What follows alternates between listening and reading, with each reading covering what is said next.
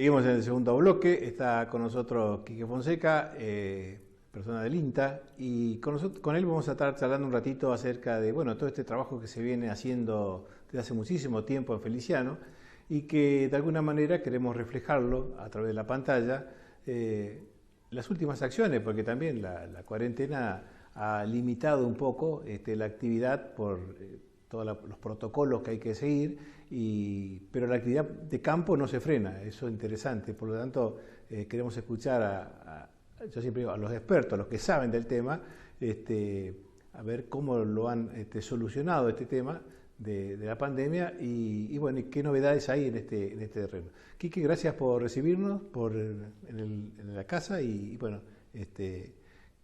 ¿cómo estás trabajando en este momento? Bien, bueno, antes que nada, gracias a Fran y gracias por la invitación. Buenas noches a toda la teleaudiencia. Y la verdad que es una alegría, digamos, estar hoy participando de tu programa.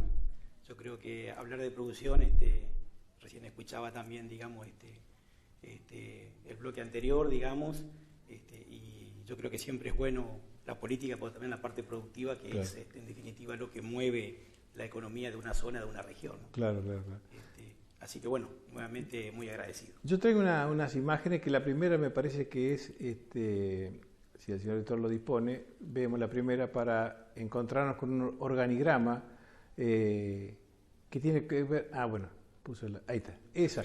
Yo la preparé en base a una charla que tuvimos con vos, a modo de orientarnos, ¿no? Si el INTA es una institución muy grande a nivel nacional, pero que si la localizamos a nivel territorial, es decir, San José de Feliciana, la provincia de Entre Ríos, vamos a tener, como dice ahí, ¿no? Estaciones experimentales, 3, Paraná, Concepción, Uruguay y Concordia, y según vos me decís que dependemos de Concordia. Exactamente. No, creo que ¿querés aclarar un poquito qué? Bien, creo que es un buen resumen de lo que sería un organigrama de cómo se estructura el INTA, claro, digamos, sí, ¿no? Sí. En la provincia de Entre Ríos hay 3 estaciones experimentales, como lo dice ahí el esquema que vos acabás de mostrar. Es la estación experimental de Paraná, a la cual antes, no hace mucho nosotros pertenecíamos a la estación, digamos, experimental de Paraná. Está la de Concordia, a la cual pertenecemos hace 2 años aproximadamente, y la de Concepción del Uruguay. Estas son estaciones experimentales, es decir, son los lugares donde se hace la investigación más de base, digamos, a las distintas demandas que van generando los territorios. Y a manera de satélite tienen lo que tenemos hoy acá en Feliciano, que son las agencias de extensión rural, las AER, como le decíamos nosotros con las siglas, agencias de extensión rurales, que desde el punto de vista de la administración, en este caso, Feliciano depende de Concordia y reportamos a Concordia administrativamente, claro, digamos, ¿no? Que son, nuestro accionar consiste en la capacitación a productores, en temas técnicos específicos.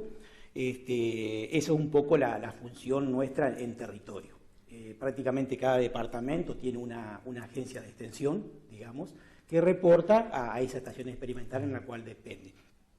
Pero a su vez el INTA tiene una organización que se conoce como organización matricial. Ajá. Es decir, estamos cruzados, cuando empezamos a hablar, eso es lo que sería la parte física, digamos, de INTA, ¿no? Pero a su vez estamos cruzados por lo que son distintos proyectos, que esos proyectos van de norte a sur, de este a oeste, y en ese sentido, como ha sucedido acá en Feliciano, han estado recorriendo investigadores específicos de primera línea, doctores normalmente, que bajan ante una demanda concreta, digamos, claro, ¿no? Entonces, de pronto, por darte un ejemplo, por el tema de cuando se hablaba del cordero de nuestra zona, cuando se hicieron todo el análisis de calidad de carne, calidad o el tipo de grasa de nuestros corderos, se estuvo coordinando con, por ejemplo, INTA Castelar, que es donde INTA tiene todo lo que tiene que ver con la calidad de carne, los laboratorios de calidad de carne, y ahí se articuló obviamente en este caso con INTA Castelar. Esa un poco es la dinámica y este entrecruzamiento matricial, esta organización matricial del INTA, que nos permite, tal vez un lugar muy alejado del lugar de la República Argentina que se le ocurra, tener ese contacto ante tal demanda específica, ante tal o cual situación productiva o de investigación. Ese proyecto del cordero del norte entrerriano y sur correntino fue muy bueno, fue un trabajo muy interesante que se hizo, inclusive como que se quería buscar una marca, ¿no? Que referencial a ese producto, ¿no? Exactamente, nosotros... Así como está el cordero patagónico, digamos, ¿no? Haciendo referencia... Exactamente, sí, nosotros desde INTA hablábamos de una IG, una identificación geográfica, esa es, digamos, cuando uno busca una estrategia de diferenciación de un producto, en este caso diferenciar un producto, en este caso cordero, carne relacionado con una zona geográfica, no solamente una zona geográfica, sino también una cultura, claro. Digamos, es bien amplio el tema y una cuestión muy hasta sociológica y muy profunda, relacionar un producto, digamos, como tienen los cordobeses, el famoso cabrito, por ejemplo, el cabrito cordobés o el cordero patagónico. Hay producción, hay cultura, historia, saberes, que eso es un intangible que se unifica, digamos, y es una marca, una imagen de un producto asociado a una zona, a una región. Exacto. Y eso tiene un valor muy un valor comercial, ¿no? Muy importante. Yo creo que no sé si cómo estará eso hoy, si ha dormido un poco, pero creo que es un buen eje de trabajo a futuro porque está relacionado con el campo, está relacionado con la producción, está relacionado con la comercialización. Comercialización y con el tema también muy asociado también en su momento, pues, al menos se lo planteó así, con el tema el desarrollo turístico interesante que se está teniendo con todo lo que fue o lo que es el tema termas, digamos, claro. En la costa, yo creo que estaba también relacionado por ese punto. Casualmente, en este punto concreto, el día lunes nosotros tenemos una reunión, bueno, obviamente vía Zoom, para un poco, es decir, todo el trabajo de lo que fue análisis de calidad de carne, en virtud de este proyecto, se hicieron todo lo que son los estudios de sustentabilidad de los sistemas productivos nuestros, entonces se aplicó una metodología que tiene un nombre un poquito complejo, que es de análisis energético, donde se demostró que nuestro sistema productivo, así como lo conocemos nosotros en nuestra zona, con el monte, con el pasto natural, la vaca. Explicar un poquito qué es el sistema productivo, porque nuestra audiencia no es muy de campo, digamos. Perfecto. Aunque seguramente algunos se van a enojar. Es un campo, digamos, como lo conocemos cuando vamos al ejido o vamos a los distritos. Digamos, sabemos que nuestros campos tienen vaca y también a veces muchos tienen el ovino. Lo que se midió de ese sistema, digamos, porque son interrelaciones muy complejas, digamos, cuando uno, y aquí entra el concepto de biodiversidad y de hacer de que ese sistema productivo o ese campo o esa empresa se produzca, que sea rentable desde el punto de vista, digamos, de la economía, pero también que tenga sustentabilidad ambiental. Claro. Hoy, y esa es un poco, todas las directivas que estamos teniendo, de todos los proyectos pasan por el tema de sustentabilidad ambiental. En este sentido, no nos olvidemos que Argentina se ha comprometido internacionalmente, ante organismos internacionales, de todo. Creo que por ahí habremos escuchado hablar de lo que es la emisión de gases de efecto invernadero relacionado con el cambio climático. Entonces, trabajar en esos puntos, es decir, producir, pero a su vez conservar el medio ambiente, son lineamientos que no hay ni un proyecto que no tenga que no esté cruzado por ese, que no esté cruzado por esto, digamos, de lo que es la sustentabilidad ambiental, es muy importante. Y para no irme del tema, concretamente en esto de lo que es el cordero de nuestra zona, realmente la información que salió fue muy buena. Nuestro cordero criado en los sistemas como nosotros lo conocemos, a base de campo natural, producto de ese alimento. Cuando analizamos, por ejemplo, las grasas, bueno, con omega 3, que a veces escuchamos como en propaganda, que por ahí la podemos ir a comprar en la pastillita en la farmacia, pero comiendo cordero estamos comiendo omega 3, que son esas grasas buenas, digamos, que ayudan al colesterol bueno. Así que tenemos realmente un producto de nuestra zona, que esto fue abordado también con la parte sur de Corrientes, ¿no es cierto?, con los INTA de Corrientes, trabajado como una zona geográfica, y casualmente en este punto la semana que viene, este lunes, tenemos un encuentro para seguir trabajando este tema. Por supuesto que nosotros como INTA abarcamos ciertos aspectos que tienen que ver con la investigación, los indicadores ambientales, pero después también tenemos que articular con las mismas organizaciones de productores, porque es claro que esta IG Cordero Centro Mesopotámico son las instituciones organizadas de los productores quienes presentan al Ministerio de Agricultura para que sea reconocido como una marca IG Cordero. Es decir, ya no es el INTA, sino son las organizaciones de productores como, digamos, las que presentan ante estos organismos nacionales para que sea reconocida, digamos. Claro, qué interesante. Fue un trabajo la verdad, muy interesante, y sobre todo los resultados que dieron, porque cuando hacíamos esta metodología de sustentabilidad de estos sistemas productivos, que uno analiza un campo, llevando toda una unidad, que es el Joule solar, por ahí algunas palabritas son un poquito difíciles, pero es así, se lleva todo lo que pasa en un campo. Fíjate vos, parece mentira, yo también me pregunté esto, me tocó aprender un poco esta metodología. Esto fue hecha con una doctora especialista en el tema de INTA Catamarca. Fíjate vos, esto que hablamos de esta organización matricial donde bajan muchos investigadores de distintos lugares. Me tocó aprender, decía yo, con la doctora Alderete Sala, Susana, esta metodología donde se tomaron distintos campos de distintas zonas de nuestro distrito, y se metía todo lo que hacía ese campo en términos de esta unidad de energía. Todo lo que se producía se llevaba a esta misma unidad de energía y se hacía el balance energético. Claro. Es decir, ¿qué es lo que produce un campo en nuestra zona? Produce lana, produce cuero, produce carne ovina, produce cuero de vaca y carne de vaca. Todo eso era llevada a esta unidad energética, digamos. Y todo lo que entraba al campo, ya sea combustible, gasoil, también era llevada a esa unidad. Entonces hacía el balance. Entonces uno decía, mira, un balance negativo si la cosa por ahí sale más de lo que entra, y eso es una metodología para demostrar la sustentabilidad de los sistemas productivos, digamos. Entonces nos da seguridad de que estos sistemas son estables para nuestros montes y nuestros campos naturales, digamos. Mirá que siempre el conocimiento científico ayuda, orienta y destraba ciertos tabúes que muchas veces son comunes en personas que por ahí no conocen a fondo estos temas. No sé si me estoy yendo del tema o no, pero algo parecido hicieron con el tema de pastura. Bueno, es decir, está relacionado con esto. Es decir, nosotros hoy, yo te vuelvo a insistir, hoy Argentina tiene el compromiso de estos gases de efecto invernadero, de reducirlo. Es un compromiso, ante organismos, y esto es muy importante. Entonces, todos los proyectos de cualquier organismo tecnológico como el INTA trabaja sobre esto, primero buscando los indicadores de cómo medirlo, claro, y después, que es un trabajo fuerte, que eso es específicamente más de investigación.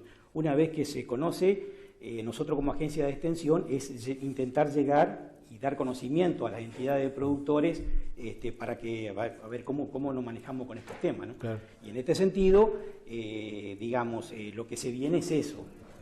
Hoy hay países, por ejemplo, seguramente habremos escuchado hablar de lo que es la cuota de carbono, por ejemplo, es decir, y habremos escuchado hablar por ahí algunos organismos un poco, a veces yo les llamo fanáticos, digamos de que por ahí se castigaba bastante a lo que era la producción nuestra, la producción ganadera, porque decía que contamina, claro, y es cierto, es decir, el rumiante, producto que come pasto, y el producto de la fermentación produce un gas que es el metano. Ese es un gas de efecto invernadero que se va, a la atmósfera a producir calentamiento global. Eso es cierto, está medido, pero también los sistemas productivos nuestros de nuestra zona, y eso está medido para nuestra zona, claro, tenemos año de mediciones, también nuestros montes y nuestros pastos a su vez capturan también carbono, que en vez de irse como anhídrido carbónico, a producir gases de efecto invernadero, queda retenido en un árbol, en la leña o en el pasto del campo. Hay un balanceo.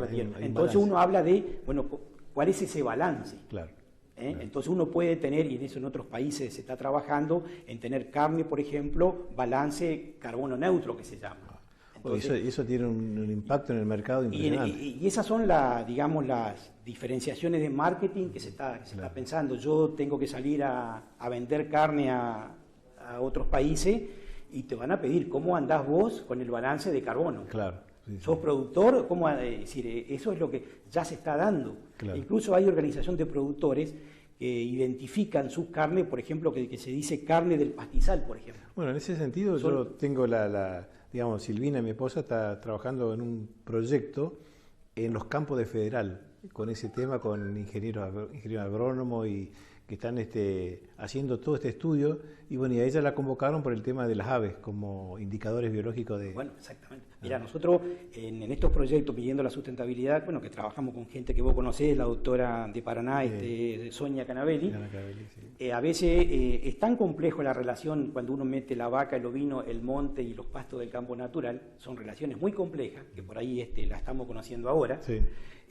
Vos fíjate, se tomaba, por ejemplo, cómo la altura de los pastos en el cual se maneja, por la carga que ponen los productores de la cantidad de vaca o de oveja en los campos, por la altura promedio en el año, cómo ciertos pajaritos desaparecen antes que otros. El caso del cardenal amarillo, por ejemplo, ellos lo tomaban o lo visualizaban como una especie de tester, digamos, de que cuando el sistema empezaba a desequilibrarse, digamos, era uno de los primeros pajaritos que empezaban a desaparecer. Simplemente estaba relacionado, eso fue lo que se encontró, con la altura de pasto en el cual se manejaba por debajo, la altura de pasto promedio en el año. Entonces esa especie tester, digamos, más sensible, era la que empezaban a desaparecer. Entonces, cuando hablamos de un monte nativo, un campo natural, realmente son relaciones muy complejas, que algunas las conocemos y otras tal vez, la mayoría tal vez que no, pero que uno a veces metiendo más o menos vaca está sin darse cuenta influyendo en muchas cosas de lo que hace a la biodiversidad. Ni hablar de lo que es cuando hablamos de cuánto que me llovió y de esa lluvia, cuánto me queda en el suelo, es decir, la capacidad de infiltración, como yo manejando algunas cargas, si estoy excedido, puedo ir en desmedro de esa captura por parte del suelo del agua de lluvia, que después cuando se nota mucho más rápido de la seca porque mucha agua corrió y en vez de quedarme como reservorio, digamos. Y eso tiene incidencia directa con la carga que yo tengo de animales arriba del campo. El tema de animales es interesantísimo y también viendo un poco la realidad de nuestros productores, ¿no? Que a veces por desconocimiento, a veces por no querer gastar un dinero extra en comprar un boyero, por ejemplo, mal usan un terreno, por decirlo de alguna manera, pudiéndolo haber dividido en fracciones para hacer un mejor manejo de la... Mira, creo que están trabajando en eso ustedes. Exactamente. Es decir, nosotros hemos hecho producto de estos proyectos en los cuales hacíamos referencia, hemos tomado acá en el departamento, por ejemplo, 30 campos.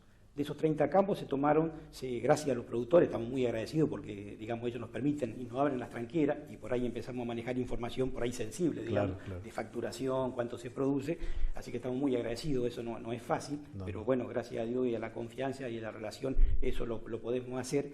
Pero entonces se midieron de esos campos la parte de plata, la parte económica, cuánto factura en el año productivo, la parte de producción física, cuántos kilos de carne sale, digamos, y la parte ambiental.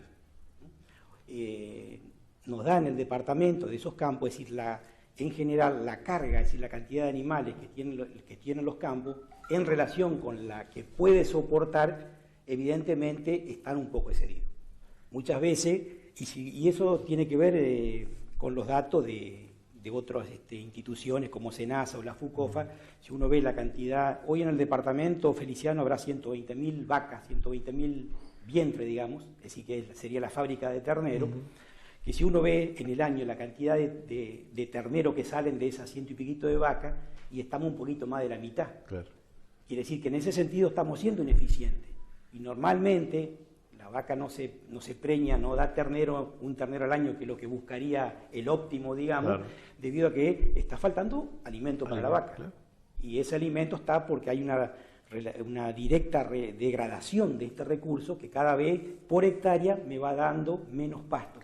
Entonces, bueno, la naturaleza es sabia y me pasa factura de alguna manera. El animal no es tonto y lo primero que hace, bueno, es no preñarse, entonces me empieza a faltar el ternero, ¿no? Yo creo que si tenemos algunas fotos que nos pueden, la siguiente nos puede ir, bueno, ahí tenemos, vamos a ir mirando algunas fotos y vos me contás. Bueno, mirá, eso es lo que tenemos que tratar de ver. Ahí es donde habría que haber pasto, hay degradación prácticamente. Estos son casos extremos que nosotros nos sirve a manera didáctica, ¿no? Pero son montes de nuestra zona en algunos lugares, que a veces los potreros por degradación ya no hay pasto, sino que está el suelo pelado. Entonces, eso es degradación. Digamos, cuando hablamos, esto es un caso extremo, obviamente. Eso es pérdida para el productor. Pero exactamente, porque la vaca come pasto, digamos, o al menos lo más barato que come. Claro.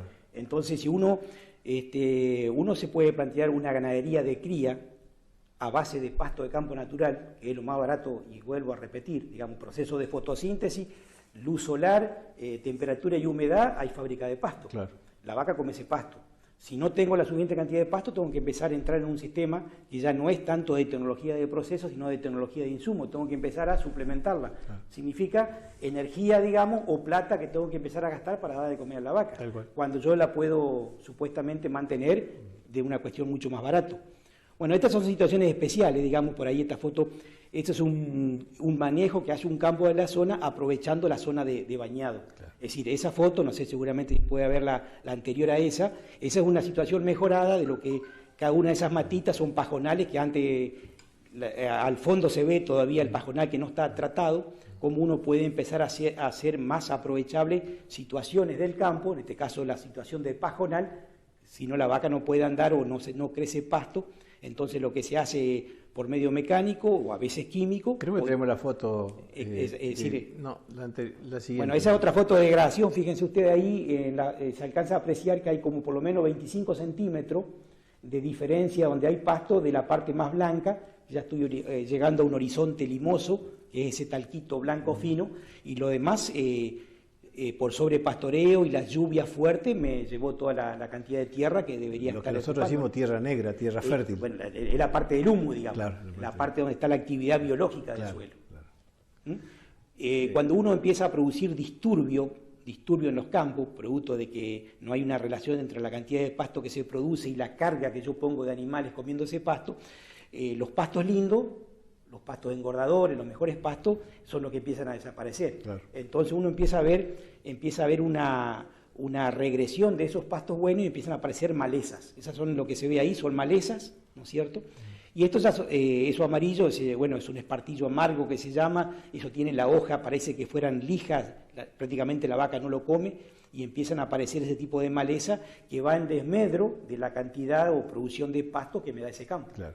Ergo, la vaca empieza a tener menos superficie para poder comer o menos cantidad de pasto por hectárea. Y ahí ya vemos un trabajo. Y ahí ya son, una vez planteado el problema y si el productor acepta que su campo y empieza a tener ese dato, muchas veces nosotros hemos visto, es decir, el productor conoce mucho, yo siempre digo esto, conoce mucho del animal, digamos, siempre de la pezuña para arriba, pero a veces no nos hemos detenido en mirar de la pezuña para abajo. Claro. Entonces por ahí al monte, al campo natural, no se lo mira tanto o no se le da tanta importancia, al menos esa es mi humilde impresión, con respecto a cómo se cuida el animal. Claro. Entonces hay que empezar a mirar desde el tapiz vegetal y el animal completo, ¿no? Digamos, ¿no? Estas son jornadas que por ahí hacemos con los productores mostrando algunas cuestiones, si se quiere, bastante sencillas de cómo uno puede empezar por hectárea a dar más superficie útil de aprovechamiento de pasto con algunas cuestiones. Esto es lo que yo decía anteriormente, ¿no? Ante los bañados y para tener superficie aprovechable en los bañados donde se ve la paja, ¿no es cierto? Este es un rolo, ese rolo va con agua y tiene cuchillas que van un poco bajando, digamos, esa mata para que después pueda entrar sol y haya pasto entre esas matas de paja. A veces la gente comete el error de estos lugares que sabemos que tienen una cierta dinámica de inundación periódica, a veces intentan tirarle algún tipo de semilla o de especie, pero que en realidad a veces son copia de otra zona o de la zona pampeana, donde nosotros tenemos que ser conscientes que eso tiene una dinámica, eso es un humedal, entonces llueve y tiene una cierta dinámica, tantos días que están a veces con charco, con agua, digamos, inundado, y yo tengo que ser muy respetuoso de eso. Entonces, y hay especies nativas, naturales, que resisten esos lugares. Simplemente tengo que empezar a promocionarlas o a hacer un manejo a favor de que aparezcan. Pero por ahí es un error gastar plata, empezar a tirar semillas de una pastura en esos ambientes que tienen esa dinámica. Claro. Tengo una pregunta de un oyente, que la podemos hacer, ¿no es cierto? Sí, por favor. Pero dice, ¿qué pasa con las especies invasoras que también comen pasto, como por ejemplo el ciervo, el chancho y estos pastos y algunos cultivos de la zona? O sea, como que, digamos, no es solamente la vaca la que come el pasto, sino que también se ha visto con mucha frecuencia ahora estas especies que están dañando estos sistemas. Bien, el ciervo ya pasa a ser también el ciervo. No olvidemos que el ciervo que nosotros conocemos acá, el Axis, ese fue precisamente, va a ser toda una historia eso, porque la manera en que se está multiplicando el ciervo es algo, digamos, exótico para nuestra zona, que se está poblando, de hecho cada vez se lo encuentran mucho más, y eso fue, no nos olvidemos que fueron de algunas campos que han traído, sobre todo creo que fueron del sur de la provincia, que en su momento se escaparon y se están multiplicando. Es obvio que la vaca, es obvio que nuestra oveja y nuestras vacas van a competir por pasto con esa nueva especie exótica. Es un problema más, es un problema más. ¿Han encontrado algunos indicios en estos campos que se han estado investigando, si ha aparecido el ciervo y cómo, si apareció, ha afectado estos valores que están midiendo ustedes? Están apareciendo, nosotros, es decir, lo que es difícil es medir digamos, de la dieta o cuánto compite la vaca o la oveja con esa especie. Es bastante difícil medir eso. Por ejemplo, eso fue un trabajo que vos me estás planteando, Franny, se hizo mucho en la Patagonia, con la mara, que es este conejo grandote, porque es tanto la población, entonces ahí sí, se capturaba al mara y se hacía un estudio histológico del resto de vegetales en la panza, digamos, se sacrificaban estos bichitos y se veía qué era el tipo de pasto que comían y la cantidad, y se hizo una estimación de cuánto comían y competían en este caso en Patagonia con la oveja, ¿no? Claro. Acá eso todavía nosotros no lo hemos hecho, pero si esto se sigue multiplicando así... Claro, porque por ahí pueden ser muy selectivos y tienen nichos palatables distintos, ¿no? Y bueno, es que eso, pero eso todavía nosotros no lo sabemos. Nosotros hoy estamos preocupados porque lo que sí vemos es que nosotros vemos que no es casualidad, como yo te decía anteriormente.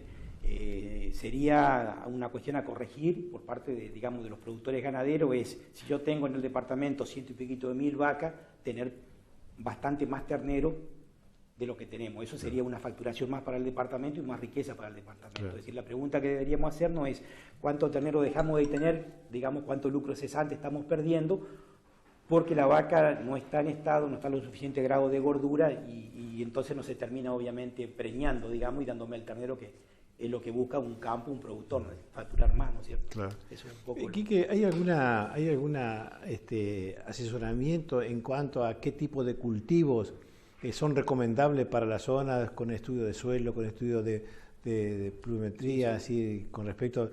Yo compro una estancia y digo, bueno, voy a sembrar, no sé, cualquier cosa, digo, tus campos primero, no dan para eso, ¿no? Primero, exactamente, es decir, uno cuando tiene un campo, lo primero que tiene que plantearse es decir, bueno, para nuestra zona, por el tipo de suelo, es decir, los mapas de suelo, hoy los productores tienen una aplicación de INTA que tranquilamente pueden estar sabiendo con el teléfono en qué tipo de suelo están.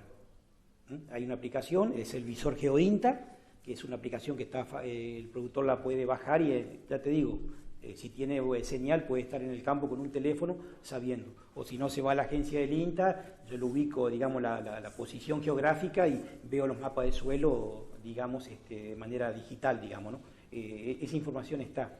Lo que tenemos que tener mucho cuidado en el siguiente aspecto. Nosotros somos una zona de cría, es decir, acá están las vacas que dan los terneros que después por ahí, por una cuestión de mejores suelos, en general se van a hacer engordados en nuestra zona. Eso no quita, pero en la cadena de hacer ternero con respecto a vender al novillo, es obvio que la diferencia en plata la hago si yo hago una recría o engordo un novillo. Claro. Si uno ve en cuánto se vende un ternero y en cuánto se vende un novillo, la producción de cría en la renta que deja esa cadena, la cría es la que menor porcentaje. Claro. Porque está relacionado a los suelos de menor calidad y ese tipo de cuestiones. Entonces, si yo me planteo para nuestra zona y soy un empresario de nuestra zona acá de Feliciano, lo que sería todo el centro norte de la provincia, y soy un productor de cría, yo tengo que pensar en que hacer una buena ganadería a base de lo más barato posible, que es el recurso monte nativo y campo natural. De acuerdo. Es decir, no me cerrarían los números en general, esto obviamente varía, depende de la movilidad de precios del ternero y de los insumos, pero en general, si yo ya tengo que empezar a hacer una ganadería a base de mucho insumo, seguramente no me van a cerrar los números. Entonces hay que tener mucho cuidado.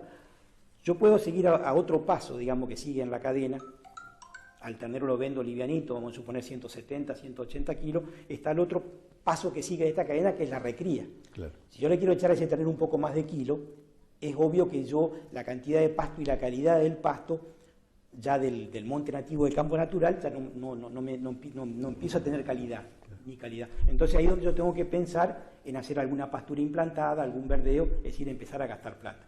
Y eso sí, yo tengo que tener bastante bien claro qué tipo de suelo tengo en mi campo, para dónde hacer eso. Porque a veces, si me toca un suelo de tal característica, es obvio que el potencial de pasto de esa pastura, la longevidad de esa pastura, no va a ser la conveniente, y lo que hago es tal vez perder mucha plata y no tener la pastura que siempre quise tener. Entonces, en ese sentido, pero la información está disponible, eso es lo que tenemos que tener en cuenta, la información está disponible. Bueno, esto tenemos que ver, fíjate vos lo que se está viendo en pantalla, es hoy el productor tiene la posibilidad y de hecho yo te mostraba hoy a la mañana, Franny, en su campo, tal vez tomando algún mate en el living de la casa, acá en el pueblo, ir haciendo el monitoreo satelital de sus potreros. Es decir, esa cantidad de pasto de la cual hablamos, por hectárea o por potrero, ya tenemos un monitoreo satelital de campo, entonces esa información ya está disponible para el productor. Es decir, potrero 1, cuánto pasto me creció desde tal fecha a tal fecha. Hay curva, eso está en tiempo real, eso es una mediciones satelitales, son mediciones satelitales, si hay muestra exactamente, ahí va mostrando lo que quiero ver, que son esas curvas.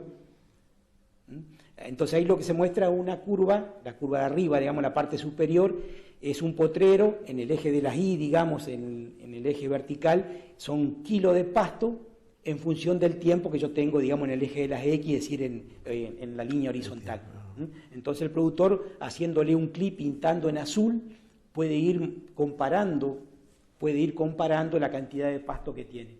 Esto es un monitoreo satelital, hay un satélite que es el Sentinel, que prácticamente todos los días está pasando por ese punto, y bueno, tenemos información, digamos, claro, en tiempo real de cómo se está comportando. Eso que se acaba de ver en pantalla, ese es el Fontagro, bueno, es el fondo para ganadería, digamos, para lo que es América Latina y el Caribe, que fue un organismo internacional que en parte, juntamente con el INTA y otras instituciones, financió todo este proyecto, en el cual este es un campo sobre la Ruta 2 de Feliciano, que ese es el índice verde, digamos, ¿no? Seguramente hemos escuchado hablar del índice verde, el índice de vegetación, y lo que nosotros hicimos, un trabajo un poquito más depurado, fue a ese índice verde pasarlo a kilos de pasto, digamos, ¿no?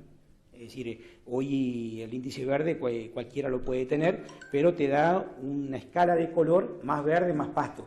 Pero nosotros avanzamos un poquito más diciendo cuánto más de pasto significa esa coloración más en verde, ¿no? Entonces tenemos índice verde y el uso de esta plataforma, donde es una herramienta muy importante para el productor, la manera que empieza a trabajar en esta temática, ¿no? Es decir, me interesa conservar la biodiversidad, el monte nativo, el campo natural, está este tipo de plataforma para que el productor tiene una clave para entrar a su campo, es decir, únicamente mira sus potreros, su campo, y va registrando, va midiendo, digamos, mirando si me llovió o no me llovió, cuánto baja, la cantidad de pasto comparado con una serie, porque uno puede volverme hasta desde el año, un satélite me da información desde el año 2016 y el otro 10 años para atrás puedo tener información.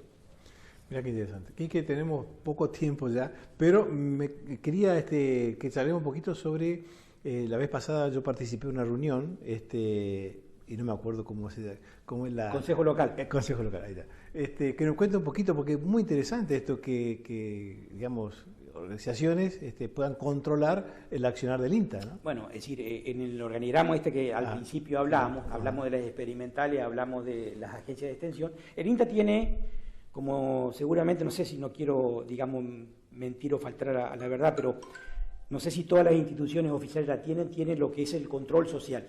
Entonces nosotros en las agencias tenemos lo que le llamamos un consejo local asesor, donde hay distintas instituciones que tienen que ver con el medio o que de alguna manera trabajan con nosotros, que nos reunimos en ese consejo local asesor, donde nuestras actividades y los proyectos nuestros son expuestos y puestos a consideración en este grupo de vecinos, que a veces representan a instituciones. Claro. Por darte un ejemplo, participa un representante del Colegio de Agrónomos, un veterinario del Colegio de Veterinarios, bueno, participa el municipio, la sociedad rural, la asociación de pequeños productores, la asociación de apicultores, también algún vecino, digamos, por ahí barrial, algún dirigente barrial que articula sobre todo con programas sociales como el Pro Huerta, ese tipo de cuestiones. Es ese grupo donde nosotros nos nutrimos de las demandas, y cuando nosotros planteamos para Feliciano si nos interesa trabajar el cordero, es porque de pronto por ahí habían productores ovinos que estaban buscando tener una salida para su cordero. Entonces se planteó y nos enganchamos con algún proyecto nacional, que tenga, en este caso era un proyecto de agregado de valor que se llamaba, donde nosotros entramos, digamos, en este caso específico, para seguir con el ejemplo del cordero, en tratar de trabajar esa temática. La reunión pasada se eligieron autoridades, se eligió el Exactamente, presidente. Justo se elegía, digamos, el presidente.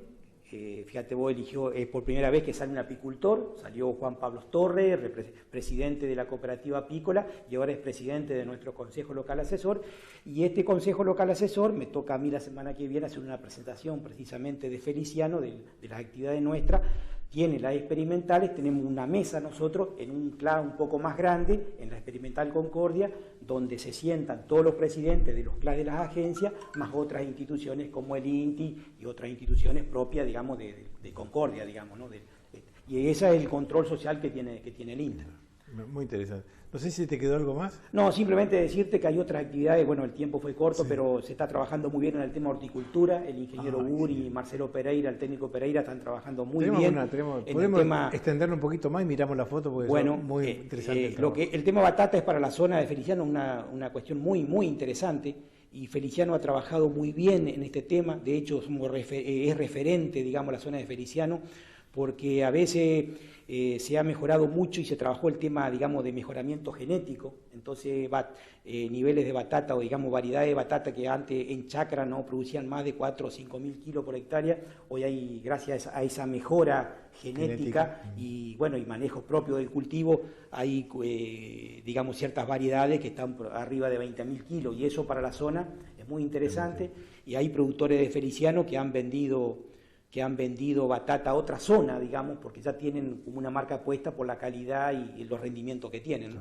Ahí está el ingeniero Bull precisamente con un productor acá de la zona, ahí está, bueno, el productor Marote también, y esto también se articula, eso también quiero decirlo, no solamente el INTA, sino con otras instituciones. Se trabaja también muy bien en muchos aspectos con la municipalidad y otras instituciones. Es decir, en ese sentido nosotros como institución trabajamos con las instituciones que les interesa y estamos con los productores y con organizaciones de productores, ¿no?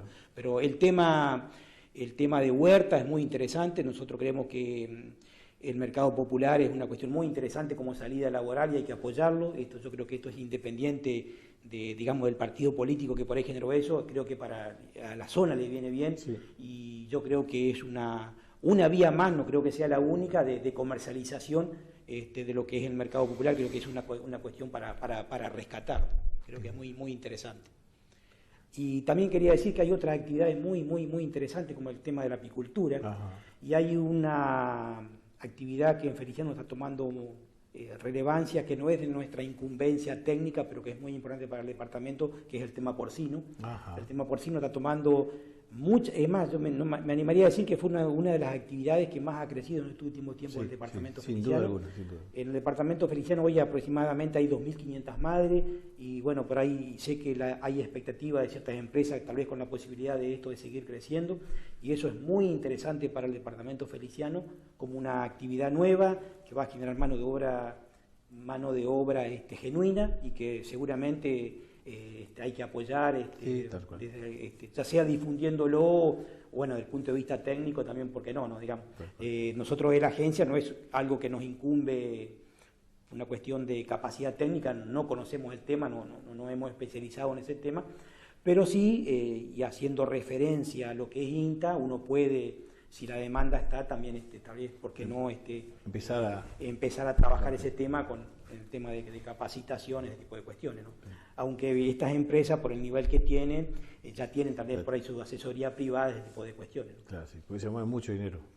No, sí, son inversiones muy interesantes, pero con una demanda muy, muy interesante, ¿no? Yo creo que es muy, muy, muy lindo que esté pasando este tipo de cuestiones en Feliciano, porque obviamente al desarrollo, digamos. Coincido plenamente.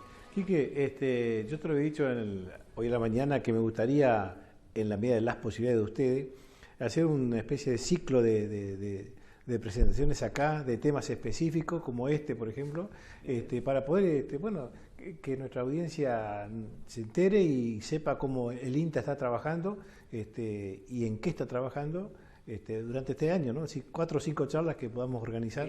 Con todo gusto, Franny. Yo creo que a nosotros también nos hace bien difundir un poco las actividades que nos hacer. A veces nuestro trabajo, seguramente una cuestión a corregir, digamos, no tenemos demasiado marketing, por ahí nos falta seguramente difundir un poco más, pero hay cosas para mostrar de Feliciano que creo que por ahí, por decirte un ejemplo, al ingeniero Bura, a Marcelo Pereira, bueno, también en mi caso por ahí nos llaman de otro lado, por ejemplo, para dar charlas, y por ahí no estamos acá, lo que normalmente pasa, digamos, ¿no? Sí. Pero bueno, así que yo sí, te tomo, recojo el guante y seguramente voy a invitar también a mis compañeros de trabajo, a Bur y a Pereira, para que también ellos que andan en temas específicos, en tema de horticultura, hablar un poco más del tema de la batata.